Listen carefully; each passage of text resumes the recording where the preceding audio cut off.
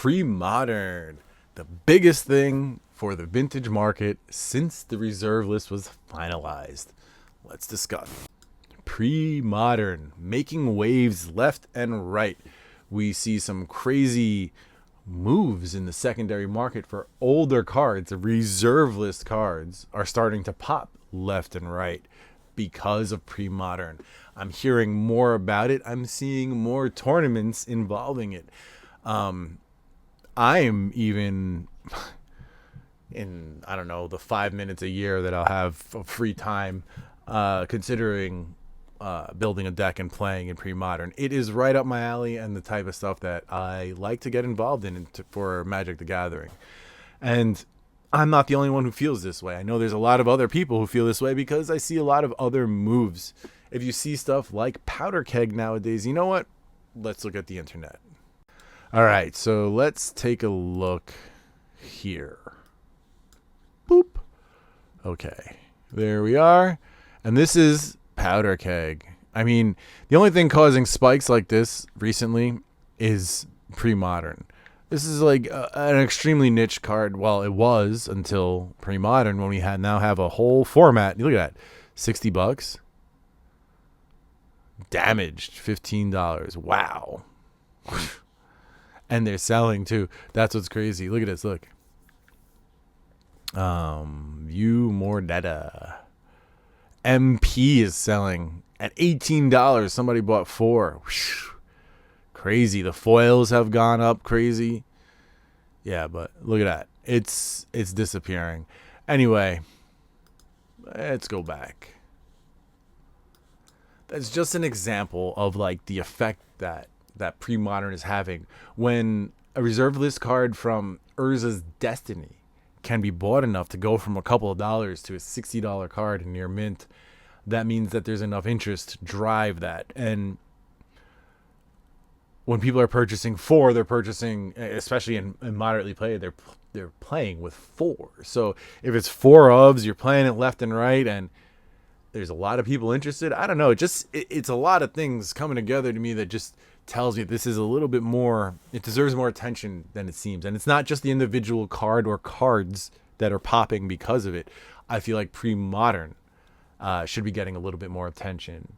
I feel like if one were to speculate in pre-modern and hit, one would do well. I don't think it's a good idea ever to speculate on any cards. However, pre-modern is going to have a bigger and bigger effect. I feel like so pre-modern encompasses a lot of cards from like back in the year 2000, like stuff that people had then, right? And the collecting nostalgia cycle tends to have a 20-year lag, meaning that what was happening 20 years ago is going to happen again 20 years later.